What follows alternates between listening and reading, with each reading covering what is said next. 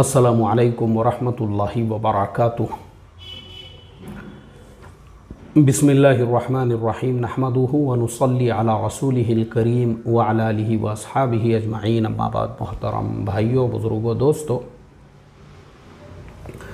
दूल्हा दुल्हन का कोर्स मुकम्मल हो चुका है। अल्हम्दुलिल्लाह, अल्लाह का मैं इस पे करोड़ों दर्जे शुक्र अदा करता हूँ कि ये दूल्हा दुल्हन कोर्स के असबाक मैं पढ़ाया करता था ज़ूम पर, इसलिए उसमें आवाज़ वग़ैरह आपको थोड़ी सी कम ज़्यादा महसूस होंगी, क्योंकि वो रिकॉर्डिंग नहीं है, वो मेरे लाइव सबक है जो मैंने पढ़ाए हुए हैं। तो मैं इतनी ही दरख्वास्त करूँगा सब लोगों से कि अभी मैंने उसके वीडियो आम कर दिया, वरना लोग पहले 1200 रुपये देकर जो है वो पूरा कोर्स करते थे। तो आप वो वीडियो ज़्यादा से ज़्यादा, मैं तो ये कहता हूँ हर लड़का लड़की के निकाह से पहले वो जो 42 वीडियो है उसका देखना आप कंपलसरी करो। वो पूरी जो प्ले लिस्ट है उसकी लिंक भेजो, उसको वायरल करो, हर लड़का को दिखाओ, वो पूरे वीडियोस देखे। तो मैं समझता हूँ इंशाअल्लाह कभी भी जो है मियाँ बीवी में लड़ाई झगड़े भी नहीं होंगे और आप अपना लाइफ पार्टनर सही से चूज़ कर सकोगे।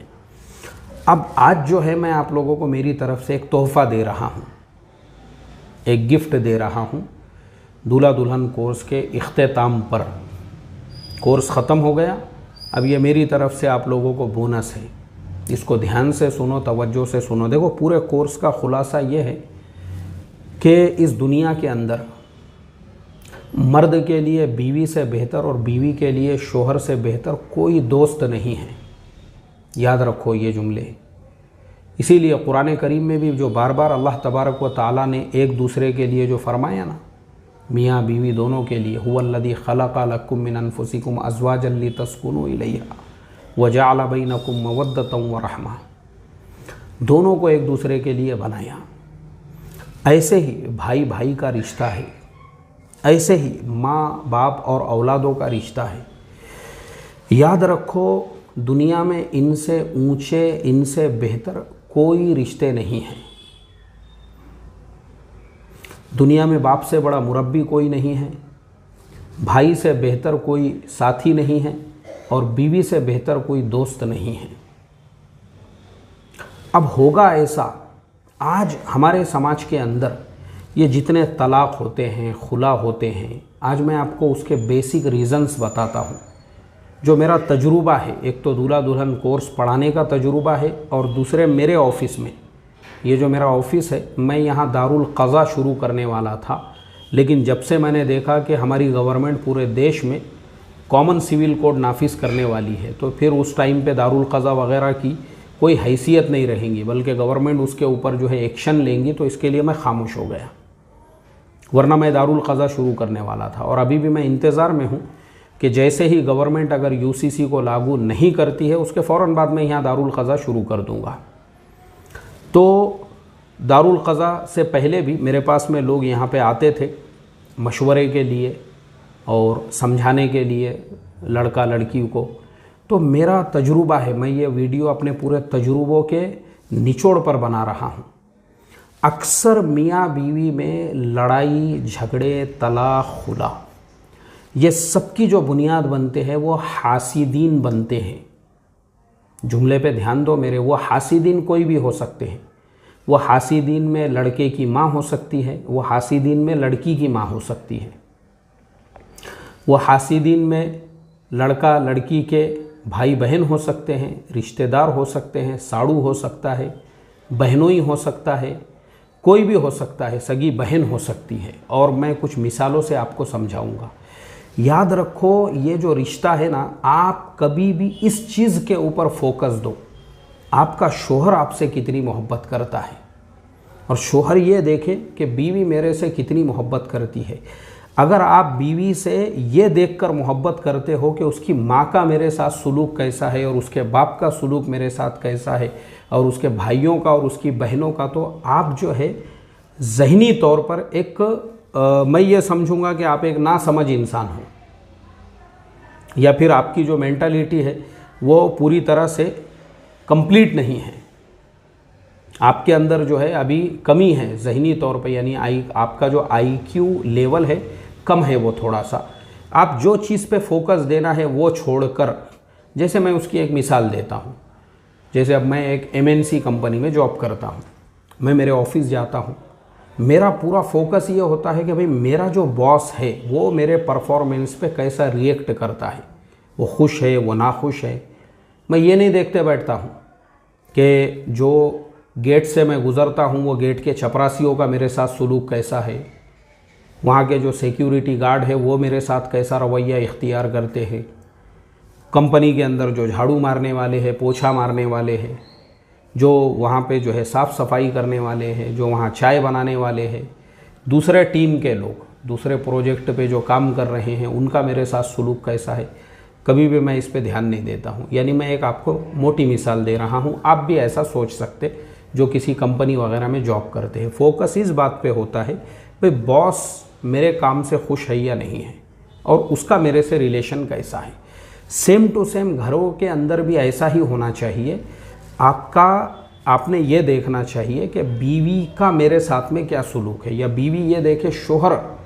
अब हमारे यहाँ तलाक़ के रीज़न्स, उसको ननंद जो है, ननंद और भावज में कुछ झगड़े हो गए तो ये शोहर का घर छोड़ के चले गई, सास और बहू के दरमियान में कुछ तेरी मेरी हो गई, उनके आपस में झगड़े चल रहे, कुछ ही नहीं है और झगड़े उनमें दोनों में चल रहे। मेरी एक शागिर्दा पूना शहर की ही है, दूल्हा दुल्हन कोर्स की उसने मेरे पास, वो रो रो के मुझे ये बोलती थी कि मुफ्ती साहब मेरी ज़िंदगी बर्बाद करने वाली मेरी माँ। क्यों? क्योंकि इसकी माँ और उसकी माँ दोनों में झगड़े चालू है। शादी हो के 5 साल हो गए दोनों का, अभी तक वो मसला ही हल नहीं हुआ कि शादी के टाइम पे तुमने दालचे में बड़े का गोश्त डाल दिए छोटे का बोल के, हड्डियाँ तो सब बड़े के आ रहे थे और बोले थे कि बकरे का दालचा है। वो झगड़ा अभी तक। मैं बोला यार मेरे को बोले नहीं, 2-4 बकरे मैं ले जाके दे देता था, नहीं तो मैं दालचा पहुंचा देता था वहाँ पे बकरे का 2-4 किलो। कि तुम्हारी अम्मी को ज़्यादा पसंद है तो मैं फिर हर हफ्ते एक बार भेज देते जाऊँगा मेरी तरफ से हदिया। नहीं, कम से कम उसकी बरकत से तुम्हारा रिश्ता तो कायम रहेगा। यानी 5 साल के बाद भी अभी तक वो दालचे के झगड़े ख़त्म नहीं हुए उनके, बकरे का बोले थे, बड़े के हड्डियाँ निकल रहे सब उसमें। तो ये जो प्रॉब्लम है ना, ये प्रॉब्लम उनकी वजह से। दूसरा और एक मैं एक एरिया में इमामत करता था, बाद में वो मेरे मुसल्ली यहीं आ गए रहने कुछ, यानी मेरे घर के करीब में ही एक बिल्डिंग में। उनके बेटी का निकाह हुआ, अब वो लड़के वाले वहीं के थे जहाँ मैं पहले इमामत करता था। अब निकाह होके जो है सिर्फ 15 दिन हुए, दुल्हन यहाँ है अपने वालिद के घर पे और वो यहाँ आई हुई है, और उधर से जो लड़का है उसकी वालिदा फ़ोन करके यहाँ पे लड़की को बोलती है या उसके माँ बाप को, अब लाना नहीं बोले तुमने तुम्हारी बेटी को हमारे घर पे, उसमें ये आएब है, ये आएब है। और वो जो लड़का है वो यहाँ बैठा हुआ है अपने बीवी के घर पे और वो रो रहा है, वो बोल रहा है कि नहीं मैं तो मेरे बीवी के साथ में ही रहूँगा, और उसके माँ बाप उधर से बोलते हैं कि नहीं हम तुम्हारी बेटी को ले जाने तैयार नहीं हैं। ये हमारा मेंटल प्रॉब्लम है इंडिया का, चूँकि हम लोग जो है ज़िंदगियों में इंटरफेयर करते हैं, ज़िंदगियाँ बर्बाद करते हैं। जो मैंने शुरू में जुमला कहा ना कि हासिदीन होते हैं जो आपके घरों को बर्बाद करते हैं। हासिदीन, वो हासिदीन कोई भी हो सकते हो, वो चाहे लड़की के लड़के माँ बाप होंगे या लड़के के माँ बाप होंगे। तो इसलिए लड़का और लड़की उन दोनों ने ये फोकस देना चाहिए कि भाई मेरे हस्बैंड का रिलेशन, आप दोनों में खूब मोहब्बत है ना, आप दोनों मोहब्बत से रहो, ये लोगों को मत देखो आप। और बाज़ औक़ात ऐसा भी होगा कि जब ये लोग यहाँ षड्यंत्रों में और ये साजिशों में जब नाकाम हो जाएंगे कि वो देखेंगे कि भाई हमने बहुत कोशिशें कर ली है मगर इनका घर कुछ टूट नहीं रहा है, अब ये भड़काने का काम करेंगे। और इनके भड़काने के जो तरीक़े रहेंगे ना, वो लड़की को भड़काएंगे, और जब लड़की अपने माँ बाप के घर पे चली गई तो उसको भड़काएंगे, उसको बोलेंगे। यानी देखो ये जहरीले रोग आपके घर में हैं, आपको चौकन्ना रहना है ये जहरीले नागों से, इनको कुछ लेना देना नहीं है आपसे, ये इतने जहरीले हैं, ये आपको भड़काएंगे। ये क्या बोलेंगे, तो वहाँ गए ना, सास का सुनना नहीं, मुँह को मुँह देना उसको। देखो अब ये जहर आपके अंदर, आपने ऐसों की बातों को सुनना नहीं, आपने अपनी सास को पूरा रिस्पेक्ट देना, पूरी इज्जत, अपनी वालिदा समझो उसको इस तरीक़े से। और जो सास होंगी ना उसको उसकी बहनें भड़काएंगी, ज़्यादा उसको ये नहीं करना, ज़्यादा उसको वो नहीं करना, इस तरीक़े से शोहर को बहकाएंगे, शोहर को जो है इस तरीक़े से उसको गलत फहमियों का शिकार बनाएंगे। या फिर जो सगी बहनें होंगी, अब वो लड़की को जो है इस तरीक़े से, या फिर तेरे शोहर का सुनना नहीं तूने, जवाब देना उसको, क्या है वो भिखारी के पास में। तो इससे क्या होगा, इसका सबसे बड़ा नुकसान ये होगा, उनका कुछ नहीं होने वाला है, घर आपका बर्बाद होगा। और मैंने मेरे एक मैनेजर, वो बेचारा नॉन मुस्लिम है, यानी मुसलमान नहीं है, लेकिन मैंने उससे ये चीज़ सीखा हूँ, मुझे बड़ी खुशी होती है। मैं आप लोगों को भी वो वाक़या सुनाता हूँ। एकदम शुरू की बात है, यानी जब मैं नया नया जो है जॉब पे लगा था, इमामत के साथ में, इमामत भी करता था मैं और साथ में जो है जॉब भी करता था। तो वो टाइम पे मेरी जॉब ऐसी थी कि मुझे कभी कभी हफ्ते में 1-2 मरतबा मुंबई जाना पड़ता था। तो ऑफिस की गाड़ी होती थी, वो गाड़ी में हम जाते थे और गाड़ी में ही आते थे। तो मुझे इमामत करने में दिक्कत नहीं रहती थी, क्योंकि 1-2 घंटे का काम रहता था। मुंबई में ज़्यादातर मैं या तो मंत्रालय जाता था या तो कॉन्सुलेट जाता था, बस 2 ही जगह पे मेरा काम रहता था। तो वो दोनों जगह का काम एक ही टाइम पे कभी कभी निपटा के मैं वापस आ जाता था। एक मरतबा ऐसा हुआ कि मेरा जो बॉस था, यानी कंपनी भी छोटी थी वो, उसमें मुश्किल से जो है 8-10 लोगों का, 8-10 भी ज़्यादा बोल दिया मैंने, 4-5 लोगों का स्टाफ होगा और बॉस होगा जिसने वो कंपनी की बुनियाद रखा था। वो रहता था मुंबई में, कभी यहाँ आता था, कभी मुंबई चले जाता था। एक दिन उसने मुझे फ़ोन किया, उसको पता चला कि गाड़ी वहाँ आने वाली है और उसको यहाँ आने का था। तो उसने बोला देखो तुम जब मुंबई आ रहे हो तो गाड़ी तो खाली रहेंगी वापसी में, तो मुंबई में फुलाना एरिया है, मैं वहाँ पे रहता हूँ, तुम वहाँ पे आ जाना और मुझे पिकअप कर लेना जाते जाते। हमने बोले अच्छी बात है। न्यू मुंबई के एक एरिया में वो रहता था और वो एरिया हमको रास्ते में ही पड़ता था। तो उसने मेरे से ये कहा कि तुम यानी तुम्हारे दोपहर के खाने का क्या है। तो मैं बोला देखो खाने को तो उतना टाइम मिलता नहीं है मुझे, तो मैं कोशिश करता हूँ काम पटा लूँ ताकि मस्जिद में मगरिब से पहले पहुँच सकूँ, तो वहाँ पे मैं नमाज़ पढ़ा सकूँ। तो उसने बोला नहीं कोई मसला नहीं है, अपन साथ में घर पे खाना खा लेंगे। तुम जैसी काम हो गया ना, बोले कॉन्सुलेट का, वो सुबह सुबह का काम रहता था, क्योंकि कॉन्सुलेटों में 11:30 बजे तक काम बंद हो जाता। उसके बाद वो अंदर अपना काम करते रहते, बाहर वालों को अंदर नहीं आने देते। तो सुबह सुबह हम अपना काम करके निकल जाते थे। तो बोले वापसी में फिर दोपहर में अपन खाना साथ में खाएंगे। मैं बोला अच्छी बात है सर। और फिर बोले खाना खा के निकल जाएंगे। तो पहुंच जाते बोले अपन शाम से पहले पहले। अब मैं पहुंचा, वो जो गाड़ी थी उसके साथ में काम वगैरह हो गया। उसके बाद में जो है हम निकले उसके घर की तरफ। मैं फ़ोन किया, बोले फुलाने लाइन में और ये नंबर की गली है, ये यहाँ पे आ जाओ। अब गए हम वहाँ पे। जाने के बाद पूरा एड्रेस तो उन्होंने भेज दिए थे। वो ज़माने में व्हाट्सअप भी नहीं था, गूगल मैप भी जो है इतना पॉपुलर, क्योंकि स्क्रीन के मोबाइल ही नहीं थे ज़्यादातर। तो एड्रेस के हिसाब से ड्राइवर जो है वो समझदार था, बराबर उसने वहाँ लेकर चला गया। अब पहुँचे अब मैं पहुँचा उसके दरवाजे के सामने और गाड़ी नीचे खड़ी हुई। अब मैं जब दरवाजे के पास पहुँचा तो अंदर लड़ाई झगड़े की आवाज़ आ रही है, ज़ोर से चिल्ला पुकार चालू है। अब मैं बोला यार ऐसी हालत में बेल बजाना कि नहीं बजाना अपन ने दरवाजे की। तो फिर भी मैंने डरते डरते जो है बेल बजा दिया। अब बजाने के बाद में वो हमारा जो बॉस था उसने दरवाज़ा जैसे ही खोला कि अंदर जो है उसकी वाइफ उससे झगड़े कर रही थी, गालियाँ दे रही थी मराठी में, ज़ोर ज़ोर से उसको मेलिया ऐसा वैसा। और उसने जो है ना उसको कुछ फेंक के मारी वहाँ से। तो वो उसके पास से होते हुए मेरे यानी मुझे ऐसा मुंह को लग जाता था भगोना, वो बाहर गिर गया। तो मेरा जो बॉस है उसने बोला बस या आती है सैयद, बस बोले ये थे बस। मैं बैठ गया वहाँ पे। वो गया पानी लाने को, और जब तक वो उसको चिल्ला चिल्ला के गालियाँ दे रही, मतलब उस पर 1 पैसे का भी कोई इम्पैक्ट नहीं। उसने पानी लेकर आया, मुझे पानी दिया। पाणी देने के बाद में बोला आता आपण एक काम करू, जेवण रस्त्यामध्ये करू। मी तुला बोललं होतं की आपण जेवण इथे करणार, पण ते आता पॉसिबल नाहीत, काय प्रॉब्लेम नाहीत, आपण रस्त्यामध्ये जेवण करू। मैं बोला ठीक है साहब, सर जैसा आप बोलेंगे। और वो गालियाँ जब तक चालू थे, और गालियों के साथ में जो है ना ऐसा चिल्ला पुकार धिंगाना, और वो आदमी पे रत्ती बराबर भी उस चीज़ का असर नहीं। और बच्चे जो है वो उसके बच्चे भी वहाँ पे घर के अंदर ही है, मैं बैठे हुआ हूँ। अब मेरी हिम्मत भी नहीं हो रही नीचे से मुंडी ऊपर उठाने की।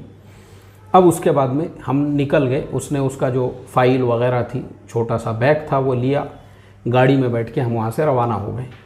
अब मैं खामोश कार के जो है एक कोने में मैं अपना खामोशी के साथ में बैठ गया। अभी बॉस के सामने क्या मुंह खोलेंगे या क्या बात करेंगे। थोड़े दूर हम निकले पनवेल से आगे, तो बॉस ने खुद मुझे सामने से बोला, काय रे सय्यद गप बसलायत? अरे काय तरी बोल ना. बोले काय झालं आता, कुठे गेले होते, कोणता काम होता, काय तुमचे? तो मैंने फिर बताया, मैं बोला हम लोग तो गए थे, हो गया काम, तो निकल गए. बोले अच्छा इतना खामोश क्यों है? बोले तो मैं फिर भी कुछ नहीं बोला. अच्छा बोले घर पे तुमने जो लड़ाई झगड़े देखे, वो यानी चिल्ला पुकार देखे, उसकी वजह से खामोश है क्या? तो फिर मेरे ज़ुबान पे निकला, मैं बोला हाँ सर मैं उसी वजह से खामोश हूँ, मैं बोला. तो फिर मेरे बॉस ने मुझे बताया, बोले देख, बोले सैयद आज मैं तुझे एक लेक्चर देने जा रहा हूँ, यानी कुछ लाइफ का जो है ना, मैं तुझे जो है ना एक लाइफ का एक वो बताने जा रहा हूँ, सच्चाई. इंसान की जो ज़िंदगी रहती ना, बोले उसमें वाइफ से बढ़कर यानी बीवी से बढ़कर उसका कोई भी लाइफ पार्टनर नहीं रहता. अभी तूने देखा ना, बोले मेरे घर पे तेरे मुंह पे भगोना लग जाता था, चश्मा गिश्मा फूट जाता था, बोले तेरा. ये हमारे हर 2-4 दिन के झगड़े हैं. मतलब मेरी बीवी का बोलना ये है कि भाई पुणे में क्या है, पुणे को जाके क्या करता तू मुंबई में अच्छा जॉब कर रहा था. वो बेचारी उसको इतना सेंस नहीं है, बोले कि मैं जो कर रहा हूँ वो मेरे बच्चों के लिए, उन्हीं लोगों के लिए. अभी तूने देखा, बोले जो एरिया में मैं रहता हूँ वो अच्छा एरिया है, लेकिन मैं उससे अच्छे एरिया में अपने फैमिली को ले जाना चाहता हूँ. अब जब मैं मेरी कंपनी चलाऊँगा तभी तो जाके वो पॉसिबल होगा. मेरी ज़िंदगी चले गई, बोले ये जॉब करते हुए और ये गधा मजदूरी करते हुए. अब आगे मैं अपने फैमिली के लिए ही अच्छा सोच रहा हूँ. उसको इतना नहीं समझता. बोले उसको क्या लगता, उसके मोटे दिमाग में ये है कि भाई ये पुणे में क्या है इसको ऑफिस ओपन करना था तो मुंबई में भी कर सकता था, इसने पुणे में क्यों ऑफिस ओपन किया? तो उसको ऐसा लगता है कि भाई मैं पुणे में जाता हूँ तो मुझे पूरी आज़ादी, पूरा फ्रीडम मिल जाता है. पता नहीं पुणे के अंदर जो है मेरी कोई दूसरी बीवी तो नहीं है, उसके साथ में मैं जाके रहता हूँ. हालांकि तुझे पता है अपना ऑफिस है, मैं ऑफिस में ही रहता हूँ, ऑफिस का ही काम करता हूँ. मगर उसको इतना नहीं समझता. और मैं उसको किसी चीज़ का जवाब इसलिए नहीं देता हूँ, बोले क्योंकि मैं जान तोड़कर उससे मोहब्बत करता हूँ. ये मेरी वो बीवी है जिस ज़माने में मैं गुर्बत के हालात में था. अभी तो तूने मेरा घर देखा, हम अच्छी खासी बिल्डिंग में हैं. पहले मैं एक झोपड़पट्टी एरिया में रहता था. हम दोनों भी वही एरिया के हैं, ओरिजिनल में रहने वाले, और वहीं पे हम लोगों ने एक दूसरे से मोहब्बत किए, वही एरिया के अंदर हमने पसंद किए, वहीं हमारा विवाह भी उधर ही हुआ. थोड़े दिनों तक वहीं थे. मैं बहुत गरीबी में था. बहुत लोगों ने इसको वो टाइम पे भड़काए, ये तो बहुत गरीब है, अरे तेरे को क्या संभालेगा, तुझे क्या पालेगा. लेकिन ये बेचारी ने हर हालात में मेरा साथ दी. यहाँ तक कि ज़रूरत पड़ी तो अपने जेवर बेच दिए. फिर मैं जो है उसके बाद में जॉब से लगा, थोड़े से अच्छी सैलरी आने लगी, तो फिर हम ये एरिया में आ गए. अब यहाँ मैं सोचता इन लोगों को एक और अच्छी लाइफ दूँ. तो वो जो है ना मेरे दुख की, मेरे गुर्बत की, मेरे इफलास की जीवन साथी है. उसने बहुत परेशानियों में मेरा साथ दी हुई है. अब जो उसका जो ये जो तुमने उसका यानी ये जो नया रूप जो देखा हुआ है, इसके लिए वो जिम्मेदार नहीं है. इसके लिए उसकी बहनें जिम्मेदार हैं, जो उसको मोबाइल पे बहकाते रहती और वो ये बोलती कि इसको पूना क्यों जाने दे रही तू, इसको बोल मुंबई में क्या जॉब की पूरा इंडिया मुंबई में आ रहा है जॉब करने के लिए. क्योंकि मुझे पता है ये उसकी मेंटालिटी नहीं है और उसको इस चीज़ का भी एहसास नहीं. मतलब वो दूसरों के बहकावे में आने के बाद वो इतनी ज़्यादा अंधी हो गई हुई है, उसको ये भी एहसास नहीं है कि एक मेरा मेहमान आया हुआ है तो कम से कम उसका तो लिहाज रखना चाहिए. बाहर का एक आदमी, मेरा जो है एम्प्लॉय, वो क्या सोचेगा अपने बॉस के बारे में, उसको कुछ पता नहीं. क्योंकि वो ये जो कुछ भी है ना, ये उसका अपना जो है नेचुरली नहीं है, यानी ये उसकी तरफ से नहीं है, बल्कि ये उन बहकाने वालों की तरफ से है. जिन भयकाने वालों ने, ये भयकाने वाले आज से नहीं भयका रहे बोले उसको, असल तो झगड़े की शुरुआत वहीं से हो गई थी जब हमारी आपस में हमारा विवाह हुआ, यानी तब से लोग उसको भयकाते थे। अरे यार, इसको तो बड़े करोड़पति घर का रिश्ता था, इंजीनियर का रिश्ता था, डॉक्टर का रिश्ता था, अरे तेरे को ये भीख मंगे के हाथ में दे दिए, कुछ नहीं, ये सिर्फ भीख मांगेगा बोले आगे चल के, ये आगे चल के ऑटो रिक्शा चलाएगा, ये आगे चल के गाड़ी पे भंगार जमा करेगा, ये आगे चल के ससुरे की जान पे खाएगा, ये कुछ ही नहीं कर सकता, हम इसकी पूरी गारंटी लेते। अरे यार, ज़िंदगी बर्बाद कर दी है बोले तेरी, तो ये उसको जो मेंटल टॉर्चर है ना, ये पहले से करते आ रहे। ये कौन है? ये मेरी सग्गी साली है बोले, ये उसके घर वाले हैं, ये मेरे यानी जो ससुराल वाले हैं, वही लोग उसका दिमाग ख़राब कर रहे, उसको झगड़ों पे वरगला रहे, उकसा रहे। मुझे ये पूरा पॉलिटिक्स पहले से पता है, क्योंकि मेरे शादी के टाइम से ये लोग मेरे मुखालिफ हैं। अब मैं जो है ये सब चीज़ों को समझता हूँ, तो इसके लिए मैं अपनी वाइफ को कभी भी इस चीज़ के लिए दोष नहीं देता, बल्कि मैं उसका उपकार मानता हूँ, एहसान मानता हूँ कि उस औरत ने गरीबी में मेरा साथ दी, मुफलिसी में मेरा साथ दी, जब मेरे पास कुछ नहीं था। आज मैं कंपनी का बॉस हूँ, अब तेरे जैसे 4 एम्प्लॉयज़ मेरे पास में काम करते हैं, आज मेरे पास खुद की गाड़ी है, पुणे जैसे शहर में मेरा खुद का ऑफिस है, 50,000 रुपये भाड़ा दे रहा हूँ मैं उसका महीने का। तो मुझे बताना बोले तो, और अपना काम भी अच्छा चल रहा, 2-4 कंपनियों के साथ अपना एग्रीमेंट है, ये सब मैं उनके लिए कर रहा। ये उसको एहसास नहीं, उसको तो भयकाने वाले ये भयका रहे कि ये पुणे को क्यों जा रहा, ये वहाँ जाके क्या करता। उनको ये पता ही नहीं है कि मैं मेरी फैमिली के लिए ही ये सब कुछ कर रहा हूँ। तो मेरे बॉस के मैंने वो जो जुमले सुना, तो उसने मुझे, मेरे बॉस ने ये बताया, याद रखना बोले सैयद, ज़िंदगी में कभी भी वन साइड कोई भी चीज़ देखकर और कोई भी बात सुनकर कभी भी कोई फ़ैसला नहीं लेना बोले। अभी जैसे तूने मुझे देखा, मैं ऐसे ही कंपनी का बॉस नहीं बना, ये सब क्वालिटीज़ है मेरे अंदर। मुझे पता है भले मेरी वाइफ का जो सुलूक है वो मेरे साथ में कैसा भी हो, लेकिन उसके पीछे जो है ना, वो स्क्रिप्ट लिखने वाले कौन है, डायरेक्टर कौन है, स्क्रिप्ट राइटर कौन है, ये सब उसके पीछे के, उसकी बहनें हैं, उसके माँ बाप है, उसके रिश्तेदार है, और वो बहनें हैं जिन बहनों ने उसको मेरे से शादी से पहले बड़े बड़े घरानों के रिश्ते लेकर आई, लेकिन मेरे जो सासर बुआ थे उन्होंने इनकार किए। अब वो ऐसे हसद में जल गए हुए हैं, अंदर से ऐसी आग लग गई हुई है उनको कि हमने तो बोले थे कि ये जो है आगे रिक्शा चलाएगा, लेकिन इसने तो जो है एक हाईटेक सोसाइटी में लेके आ गया अपनी बीवी को, तो ऐसी आग लगी हुई है। तो फिर वो खाली मौके की तलाश में रहते कि हम इनके रिश्ते को कैसे तोड़ सकते, इनमें आपस में कैसे झगड़े लगा सकते, इनको हम कैसे भयका सकते और बीवी के ज़रिए से इसको कैसे जलील करा सकते, इसको कैसे हम मुंह पे गिरा सकते। तो बेचारी को कुछ एहसास नहीं, उसको सब स्क्रिप्ट राइटर जो पीछे बैठे हुई हमारी सास है और उसकी बहनें, वो बोलते रहते कोई मेहमान आया तो उसके सामने भी गालियाँ देना बोले, उसको जलील करना वहाँ पे। तो इसके लिए बोले मुझे ये सब पता है, तू तो बोले अपने घर का ही आदमी है और इतने दिनों से मेरे साथ में काम कर रहा है, तो कोई मेरे लिए प्रॉब्लम की बात नहीं है।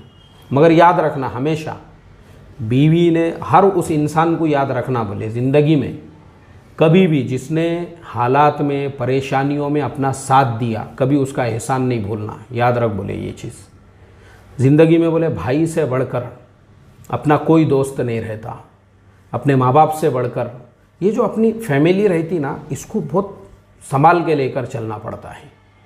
तो मैंने मेरे एक नॉन मुस्लिम बॉस से ये सीखा, ये तजुर्बा हासिल किया मैंने, और ये चीज़ मैं आप लोगों तक पहुंचा रहा हूं जो उसने मुझे बताया कि ये जितने मसले हैं ना, ये जो हमारा आज आखिरी बयान है मेरा दूल्हा दुल्हन कोर्स का, जिसके अंदर मैं आपको यही बता रहा हूं, संभालो एक दूसरे को, कितने भी हालात आओ। ये देखो शोहर का बीवी से और बीवी का शोहर से क्या सुलूक है, कभी भी किसी की बात मत सुनो।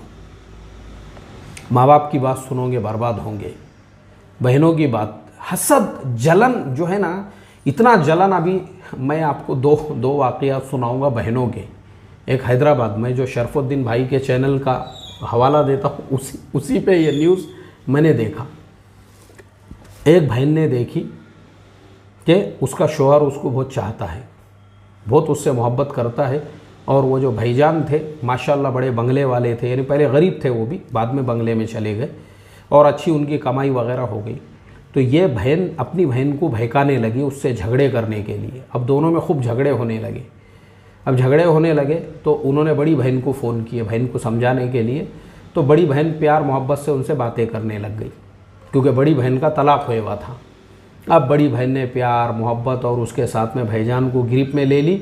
भाईजान ने छोटी बहन को दिए तलाक। अब बड़ी बहन जो इसकी पहले से तलाक हो गई हुई थी वो बड़ी बहन के वो बहन के घर में घुस गई। अब दोनों ने निकाह कर लिए और ये आपा जान पुलिस स्टेशन में आके वहाँ शरफुद्दीन भाई के चैनल के सामने पूरी तकरीर सुना रहे हैं कि मेरी ही बहन ने हमारे झगड़े लगाई, हमारे बीच में तलाक कराई और अब खुद वो उसके घर में जाके बैठ गई, उससे उसने निकाह कर ली। ये साजिशों को समझो। और ये एक वाक़या नहीं, और एक मेरा शागिर्द है, उसके साड़ू ने दावत दिया उसको सगी साली के सामने।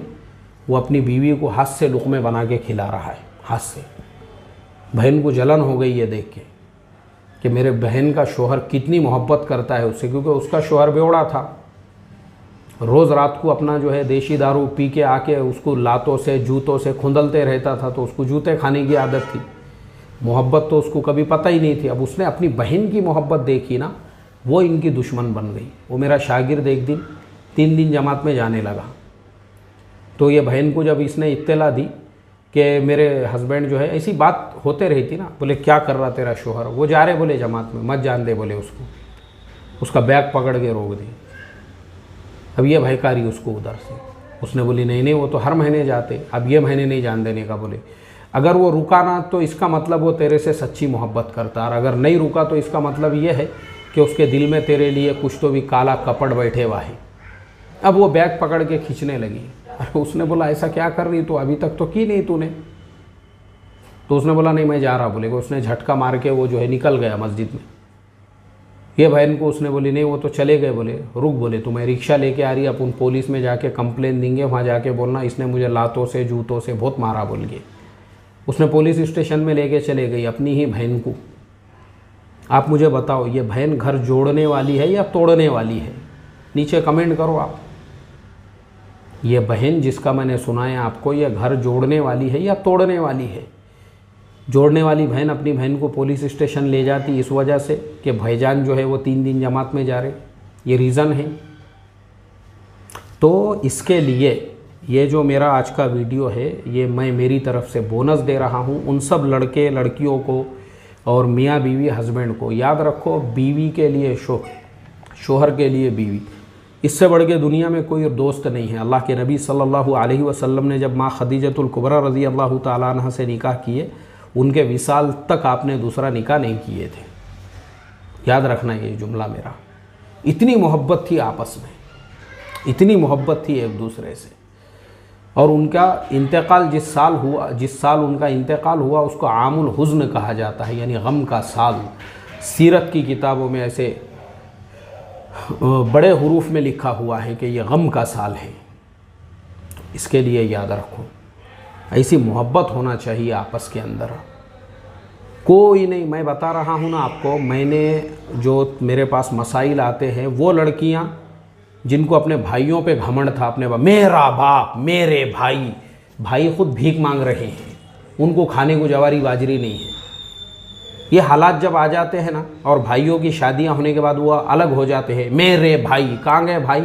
भाइयों की जोरुओं ने बोल दिया हका लो इसको, ये जो घर में रहेंगी हम नहीं रहेंगे। क्योंकि जो तलाकशुदा ननंद रहती ना, वो उसको कोई भी पसंद नहीं करता। ये जुमले याद रखो मेरे। और अगर कोई बेचारी तलाकशुदा सुन रही होंगी ना मेरी बात, बुरा नहीं मानना आपने, आपकी गलती है। आपने अपने शोहर के कदमों में पड़ के रहना था, मगर उससे तलाक नहीं लेना था, आपने खुला नहीं लेना था। अपने बाप के घमंड में आकड़ में मेरा बाप ऐसा, मेरे भाई वैसे, कोई काम नहीं आता। ये जो घमंड, ये अकड़ थोड़े दिनों का रहता। मैं इसलिए बोल रहा हूँ आपको क्योंकि मेरे पास आते हैं जिन लोगों ने तलाक लिए, उसके 2 महीने के बाद वो रो रो कर ईमेल करते थे, मैसेज करते थे कि मुफ्ती साहब कुछ तो भी ऐसा रास्ता निकालो। और पता चला वो शोहर ने तो अब दूसरा निकाह कर लिया। गलती है ना आपकी। और ऐसे ही जो मर्द होता है जो इस घमंड में आ जाता है, जो इस अकड़ में आ जाता है, बीवी को सताता है, और सोचता है छोड़ दो इसको, दूसरी करेंगे अपन। ऐसे ही एक दीनदार लड़की, वो बेचारी पे इतना जुल्म करे। वो नमाज़ पढ़ती थी तो उसको बोलते थे क्यों नमाज़ पढ़ रही, बहुत नमाजी दिख रही तो। फजर के बाद वो औराद व वज़ाइफ, क्या बात है बहुत औराद व वज़ाइफ पढ़ती, क्या जादू करती? बोले हमारे ऊपर, क्योंकि जंगली सास ज़िंदगी में कभी जो है नमाज़ पढ़ी भी नहीं फजर की, अब बहू मिली पढ़ने पढ़ाने वाली, तो उसको लग रहा कि क्योंकि उसने अमल अमलियात समझी, उसको लगा अमल अमलियात कर रही, क्या मालूम है हमारे घर के ऊपर। तलाक देने लगा दिए उसको, दूसरी जगह करेंगे बोले, दूसरा रिश्ता किए। अब दूसरी जगह पे जो किए तो वो लड़की जो है वो उससे ज़्यादा जंगली, उसको तो फजर क्या जुम्मे की भी नमाज़ नहीं मालूम थी। अब उसने नमाज भी नहीं पढ़ती थी। अब जब वो नमाज भी नहीं, कुछ नहीं पढ़ती थी और हर बात का जवाब देती थी, सास बहू में झगड़े हो गए।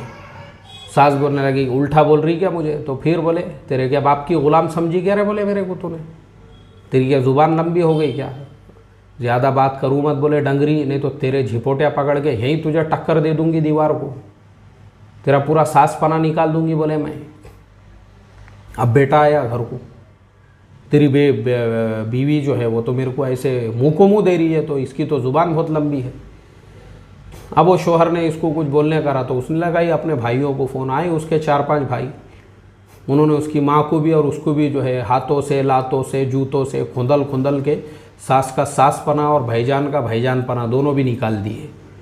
पहली जो बीवी थी वो बेचारी दीनदार थी, वो सौम सलात की पाबंद थी, वो फजर के बाद वजीफ़े पढ़ते बैठी है सूरतुल यासीन और उसके अलावा दीगर मामूलात, तो बोले कि हमारे ऊपर जादू कर रही है।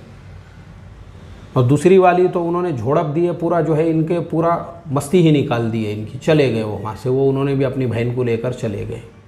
अब वो हमारे हाफिज़ ज़ुबैर साहब मेरे जो उस्ताद है वो एक शेर बोलते हैं, शब में हूँ गोता जन में शहर की तलाश में, अमनो अमा सुकून व महर की तलाश में, शादी हुई भीख मिली थी हज़म किया, निकला है फिर निकम्मा खुसर की तलाश में। अब तीसरे की तलाश में निकल गए।